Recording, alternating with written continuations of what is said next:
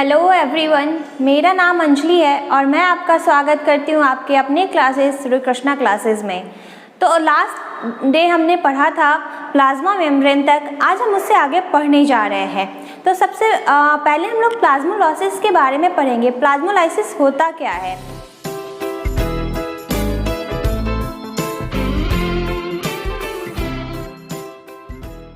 अभी लास्ट में हमने पढ़ा था कुछ सॉल्यूशन के बारे में, हमने कुछ सेल लेके देखा था, उसमें कुछ कंसंट्रेशन जो था वो कम था, ज़्यादा था।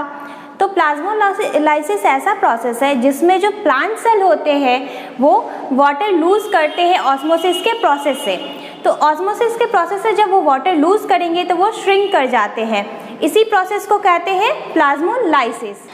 प्लाज्मोलाइसिस मैंने यहाँ पे डेफिनेशन लिख रखा है, अगर आप लोगों को नोट करना होगा तो आप लोग नोट भी कर सकते हैं। उसके बाद यहाँ पे मैंने एक प्लांट सेल का डायग्राम बनाया है। अभी हम लोग सेल वॉल के बारे में पढ़ेंगे, सेल वॉल होता क्या है। तो यहाँ पे मैंने डायग्राम जैसा बना रखा है, ये आउटर कवरिंग जो है उसको हम लोग सेल वॉल कहते हैं। ये एक प्लांट सेल का मैंने डायग्राम बनाया है, इसमें देखिए ये आउटर कवरिंग जो है इसको हम लोग सेल वॉल कहते हैं। प्लांट सेल का जो आउटर कवरिंग होता है उसको हम लोग सेल वॉल कहते हैं। सेल वॉल के अंदर एक और दिख रहा है, इसको हम लोग कवरिंग प्लाज्मा मेम्ब्रेन कहते हैं। इसको प्लाज्मा मेम्ब्रेन कहेंगे। सेल वॉल जो होता है वो बहुत पोरस होता है, जैसा हम लोग प्लाज्मा मेम्ब्रेन में पढ़ा था। प्लाज्मा मेम्ब्रेन पोरस नहीं होता है, बहुत सेलेक्टिवली परमिएबल मेम्ब्रेन होता है। लेकिन जो सेल में वॉल होता है वो परमिएबल होता है, ये अपने कवरिंग से, अपने आउटर कवरिंग से अलाउ करता है चीज़ों को अंदर जाने के लिए। तो ये प्लाज्मा मेम्ब्रेन है और ये सेल वॉल है। ये जो सेल वॉल होता है वो एनिमल सेल में एब्सेंट होता है, एनिमल सेल में ये सेल वॉल नहीं होते हैं। और जैसा मैंने बताया आपको सेल वॉल पोरस होते हैं। सेल वॉल का काम क्या है? तो ये सेल को एक डेफिनिट शेप और स्ट्रेंथ देते हैं। तो हमने अभी सेल वॉल के बारे में देख लिया। सेल वॉल क्या है हमारा? सेल वॉल पोरस होता है, ठीक है। इसके बाद सेल वॉल का क्या है? ये स्ट्रेंथ देता है, स्ट्रेंथ भी देता है सेल को और शेप भी प्रोवाइड करता है। उसके बाद हमने देखा ये जो सेल वॉल है वो एनिमल सेल में एब्सेंट होते हैं, एनिमल सेल में नहीं होते हैं। तो ये हमने कुछ फंक्शंस पढ़े सेल वॉल के कि वो परमेबल होता है, स्ट्रेंथ प्रोवाइड करता है। तो हम लोग न्यूक्लियस के बारे में पढ़ेंगे। न्यूक्लियस क्या होता है? न्यूक्लियस को हम लोग हेडक्वार्टर ऑफ द सेल भी कहते हैं। हेडक्वार्टर ऑफ द सेल हम लोग इसलिए कहते हैं क्योंकि ये क्या करता है? सेल को डायरेक्ट और कंट्रोल करने का काम करता है, जिसकी वजह से हम लोग हेडक्वार्टर ऑफ सेल भी कहते हैं। अब इसका काम क्या होता है? न्यूक्लियस जो होता है इसके आउटर कवरिंग होती है। ये अगर मैंने न्यूक्लियस है तो इसका एक आउटर कवरिंग भी होता है। इस आउटर कवरिंग को हम लोग कहते हैं न्यूक्लियर मेम्ब्रेन। ये हमारा, और मैं यहाँ पे दिखा देती हूँ, डायग्राम मैंने पहले से बना रखा है। इसको कहते हैं हम लोग न्यूक्लियर मेम्ब्रेन। ये क्या है? न्यूक्लियस का आउटर कवरिंग है।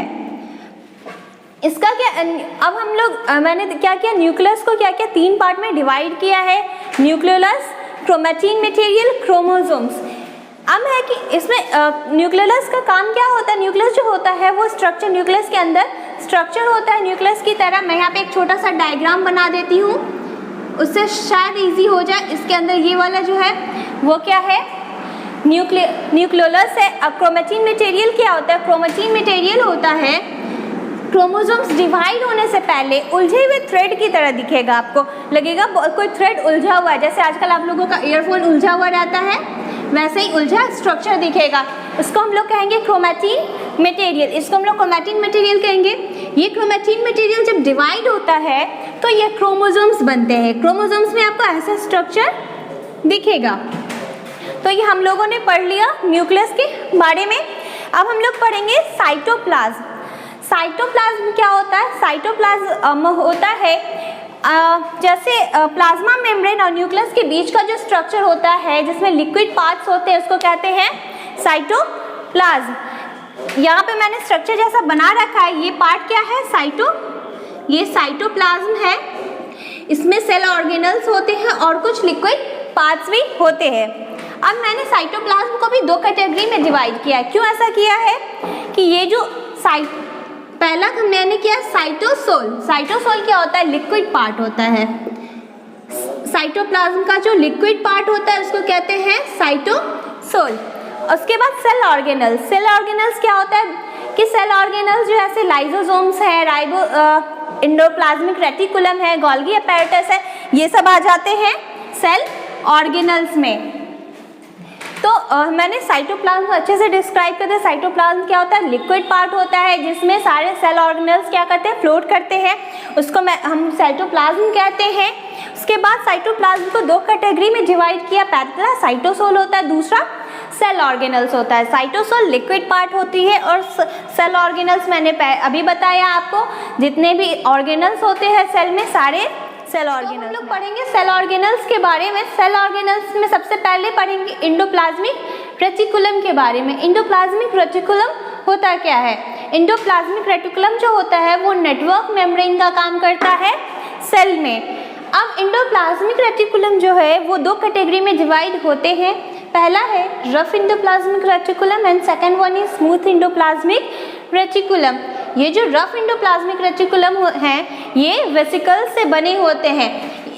इसको हम लोग शॉर्ट में RER भी बोलते हैं। और ये बने किस चीज़ से होते हैं? तो मेड अप ऑफ वेसिकल्स। ये भूलिएगा मत, ये किस चीज़ से बने होते हैं? वेसिकल से बने होते हैं। अब है इसमें क्या होता है, ये RER जो होते हैं रफ एंडोप्लाज्मिक रेटिकुलम, ये प्रोटीन के मैन्युफैक्चरर भी हैं। ये इसमें क्या होता है, प्रोटीन बनता है, मैन्युफैक्चरर ऑफ प्रोटीन। इसमें ये क्यों बनता है? क्योंकि रफ एंडोप्लाज्मिक रेटिकुलम के सरफेस पे जो है वो राइबोसोम्स प्रेजेंट होते हैं। राइबोसोम्स क्या बनाता है? प्रोटीन बनाता है, जिसकी वजह से रफ एंडोप्लाज्मिक रेटिकुलम में प्रोटीन का मैन्युफैक्चरर होता है। अब आते हैं हम लोग स्मूथ एंडोप्लाज्मिक रेटिकुलम के बारे में। स्मूथ एंडोप्लाज्मिक रेटिकुलम में राइबोसोम्स एब्सेंट होते हैं। ये बने होते हैं ट्यूब्यूल से, मेड अप ऑफ ट्यूब्यूल्स। और इसमें क्या होता है, ये फैट्स मॉलिक्यूल्स के मैन्युफैक्चरर होते हैं, स्टेरॉइड्स बनाते हैं। स्मूथ एंडोप्लाज्मिक रेटिकुलम किस चीज़ का? लिपिड्स बनाते हैं, फैट मॉलिक्यूल्स बनाते हैं, manufacturer of lipids, fat molecules, steroids. ये क्या बनाते हैं? लिपिड्स बनाते हैं, फैट मॉलिक्यूल्स बनाते हैं और स्टेरॉइड्स बनाते हैं। और मैंने अभी बताया इसमें राइबोसोम्स प्रेजेंट नहीं होते हैं। अब यहाँ पे एक टर्म आता है बायोजेनेसिस, मैं यहाँ पे लिख रही हूँ बायोजेनेसिस। इसका मतलब क्या होता है? बायोजेनेसिस होता क्या है? जब प्रोटीन और लिपिड मिलके जो सेल मेम्ब्रेन बनाते हैं, जो प्लाज्मा मेम्ब्रेन बनाते हैं, उस प्रोसेस को कहते हैं बायोजेनेसिस। मैंने पहले भी बताया था प्लाज्मा मेम्ब्रेन बने किस चीज़ से होते हैं, तो प्रोटीन से और लिपिड से। तो ये जो प्रोटीन और लिपिड जो प्लाज्मा मेम्ब्रेन बनाते हैं वो उस प्रोसेस को कहते हैं बायोजेनेसिस। अब एंडोप्लाज्मिक रेटिकुलम का फंक्शंस पढ़ते हैं। एंडोप्लाज्मिक रेटिकुलम का फंक्शंस क्या होता है? तो ये ट्रांसपोर्टेशन का काम करते हैं। साइटोप्लाज्म से मटेरियल न्यूक्लियस तक पहुंचाते हैं और न्यूक्लियस से मटेरियल साइटोप्लाज्म तक पहुंचाते हैं। ये एंडोप्लाज्मिक रेटिकुलम का एक ट्रांसपोर्टेशन का भी काम है। दूसरा, ये पॉइजनस सब्सटेंस को डिटॉक्सिफाई करने का काम करते हैं, मतलब खत्म करने का काम ये करते हैं। तो हम नेक्स्ट पढ़ते हैं गोल्गी अपैरेटस पे। गोल्गी अपैरेटस क्या होता है? ये इसका नाम पड़ा है इसके डिस्कवर कैमिलियो गोल्गी के नाम पे। ये गोल्गी अपैरेटस क्या होता है? ये सिस्टम होते हैं जिसमें ट्यूबल्स और वेसल्स जो होते हैं उसका मेम्ब्रेन एक दूसरे के साथ पैरेलल बाउंड होते हैं, जिसको कहते हैं गोल्गी अपैरेटस। गोल्गी अपैरेटस का काम क्या होता है? एंडोप्लाज्मिक रेटिकुलम का काम होता है वो लिपिड और प्रोटीन बना देता है। उसके बाद इसका काम क्या करता है? पैकेजिंग और डिस्पैच का काम होता है गोल्गी अपैरेटस में। गोल्गी अपैरेटस का फंक्शन ही यही है कि ये प्रोटीन और लिपिड को पैक करके और फिर डिस्पैच करने का काम करता है। एंडोप्लाज्मिक रेटिकुलम में क्या होता है? प्रोटीन और लिपिड बनके तैयार होते हैं। उसके बाद ये कहाँ आता है? ये क्या करता है? गोल्गी अपैरेटस में आके यहाँ पे पैकेजिंग का काम होता है। ये लिपिड और जो भी प्रोटीन होते हैं यहाँ पे पैक होते हैं और डिस्पैच्ड होते हैं। ये कहाँ डिस्पैच होते हैं? तो सेल के बाहर। उसके बाद हम लोग पढ़ेंगे लाइसोसोम्स के बारे में। लाइसोसोम्स को क्या कहा जाता है? सुसाइडल बैग भी कहा जाता है। ये लाइसोसोम्स जो होते हैं वो एक डाइजेस्टिव एंजाइम्स की तरह काम करते हैं। इनको आप वेस्ट डिस्पोजल भी कह सकते हैं, जहाँ पे सारे वेस्ट जो होते हैं वो डिस्पोजल का काम ये करते हैं। ये डाइजेस्टिव एंजाइम्स जो होते हैं बहुत जो भी फॉरेनर मटेरियल्स होते हैं, बाहर के मटेरियल्स होते हैं, सबको डाइजेस्ट करने का काम ये करते हैं। तो अब हम लोग पढ़ेंगे माइटोकॉन्ड्रिया के बारे में। माइटोकॉन्ड्रिया क्या होता है, इसको store house of the cell भी कहा जाता है। क्यों कहा जाता है अभी हम लोग समझेंगे इस बात को। यहाँ पे मैं एक डायग्राम बना रही हूँ माइटोकॉन्ड्रिया का। माइटोकॉन्ड्रिया होता क्या है, माइटोकॉन्ड्रिया जो होता है वो रॉड लाइक का स्ट्रक्चर होता है। आपने रॉड देखा होगा, ये रॉड लाइक का स्ट्रक्चर होता है। इसमें क्या होता है, इसमें दो कवरिंग होते हैं, एक आउटर मेम्ब्रेन होते हैं और एक इनर मेम्ब्रेन होते हैं। इसमें दो डबल लेयर कवरिंग इसका होता है। ये हमारा आउटर है, ये आउटर मेम्ब्रेन है हमारा। अब इसमें हम इनर मेम्ब्रेन क्या होता है, इनर मेम्ब्रेन जो होते हैं वो फोल्ड होते हैं ऐसे। ये हमारा क्या है, ये इनर मेम्ब्रेन है। मैं यहाँ लिख दे रही हूँ, माइटोकॉन्ड्रिया का डायग्राम बहुत ही ज़्यादा इम्पॉर्टेंट होता है, प्लीज़ ध्यान से देखिएगा आप लोग, और बहुत ही इजी डायग्राम भी है। ये क्या हमारा इनर मेम्ब्रेन है।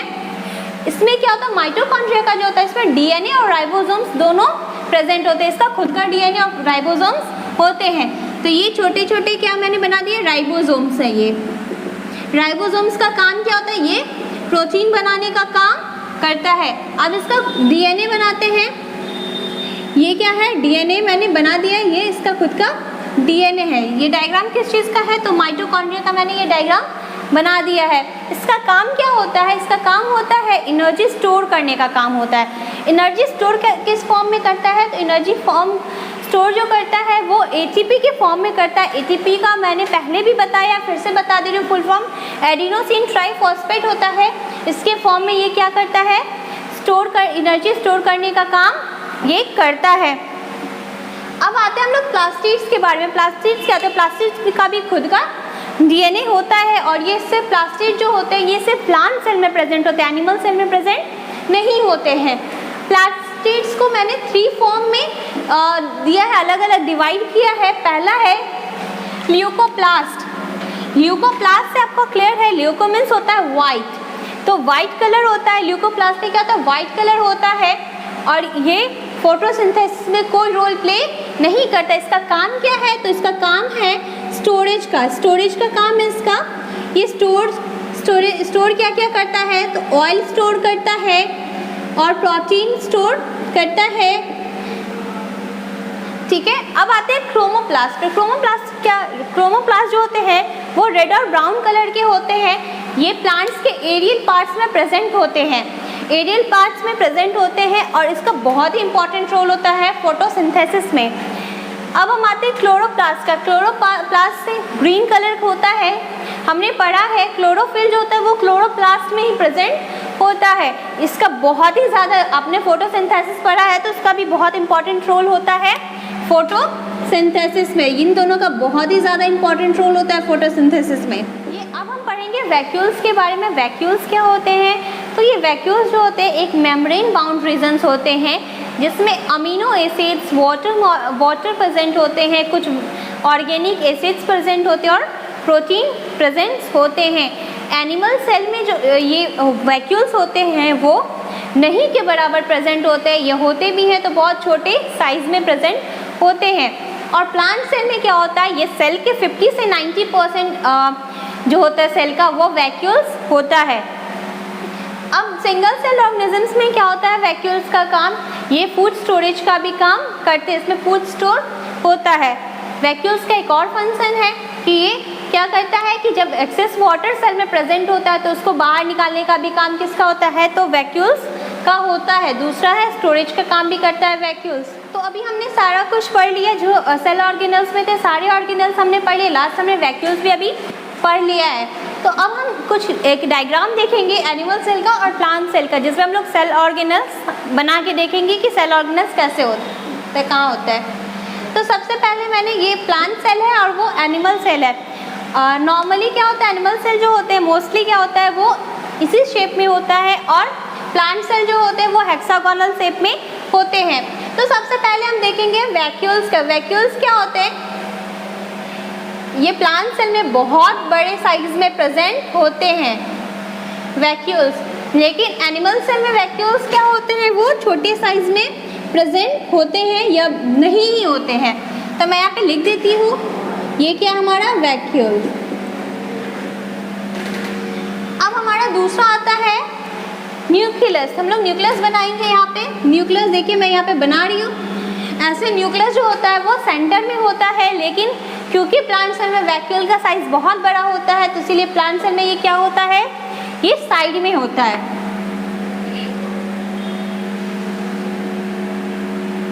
ये हमारा है न्यूक्लियस,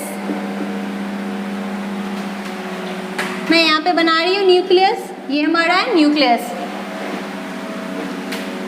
अब आते हैं माइटोकॉन्ड्रिया। माइटोकॉन्ड्रिया हम यहाँ पे बनाएंगे माइटोकॉन्ड्रिया। ये हमारा है माइटोकॉन्ड्रिया, मैं यहाँ पे बना देती हूँ माइटोकॉन्ड्रिया। हम यहाँ नाम लिख लेंगे माइटोकॉन्ड्रिया। माइटोकॉन्ड्रिया एक होता है या एक से ज़्यादा हो सकता है, ये डिपेंड करता है कि कितना एनर्जी की ज़रूरत है, एनर्जी के नीड पे होता है। ये 2 भी हो सकता है और 1 भी हो सकता है। मैं यहाँ 2 बना देती हूँ।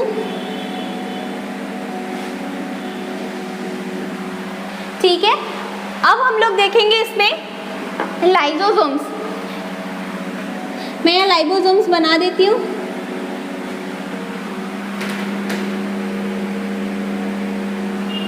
ये क्या हमारा लाइसोसोम्स है, जिसको हमने बताया सुसाइडल बैग्स भी कहते हैं। अब आते हैं एंडोप्लाज्मिक रेटिकुलम पे। एंडोप्लाज्मिक रेटिकुलम कैसा बनेगा, तो एंडोप्लाज्मिक रेटिकुलम बनाते हैं। ये हमारा है एंडोप्लाज्मिक रेटिकुलम।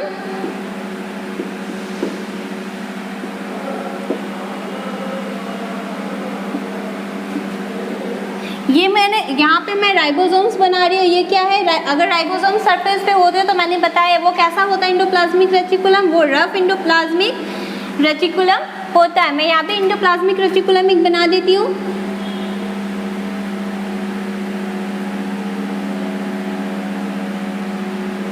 ये क्या है, रफ एंडोप्लाज्मिक रेटिकुलम। इसके सरफेस में मैंने राइबोसोम्स भी दिखा दिया है। अब बनाएंगे स्मूथ एंडोप्लाज्मिक रेटिकुलम।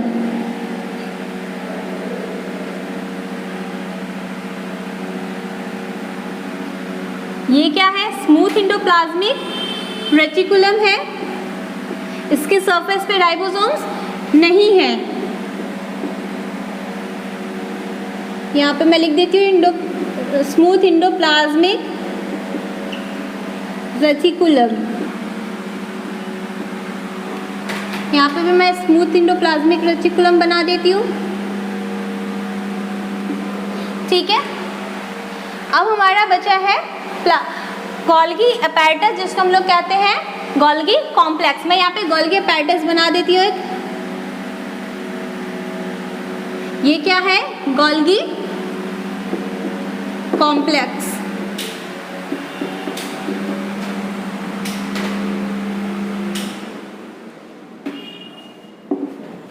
अब हमारा बचा है प्लास्टिड्स। प्लास्टिड्स क्या होता है, इससे प्लांट सेल में प्रेजेंट होती है, एनिमल सेल में ये प्रेजेंट नहीं होता। तो मैं यहाँ पे प्लास्टिड्स बना देती हूँ। तो मैंने यहाँ पे एनिमल सेल और प्लांट सेल का डायग्राम बना दिया है। अभी आप लोगों का ये जो चैप्टर है the fundamental unit of life, ये आपका क्लियर हो चुका होगा। अगर आपको मेरा वीडियो पसंद आया हो तो उसको लाइक करना ना भूलें और साथ ही साथ कमेंट दें। आपके कमेंट और लाइक से मेरा मोटिवेशन बढ़ता है और मैं इनकरेज होती हूँ कि और वीडियोस बनाने के लिए। और अगर आप लोग लाइक और कमेंट नहीं करेंगे तो मुझे लगेगा शायद आपको ये वीडियोस पसंद नहीं आ रहे हैं। वहाँ पे एक सब्सक्राइब पे एक बेल आइकन भी होगा, प्लीज़ वो बेल आइकन दबाएं, क्योंकि हमारी क्लासेस से जो भी वीडियोस जाते हैं वो आपको तुरंत नोटिफिकेशन आएगा अगर आप बेल आइकन दबाएंगे तो। Thank you so much.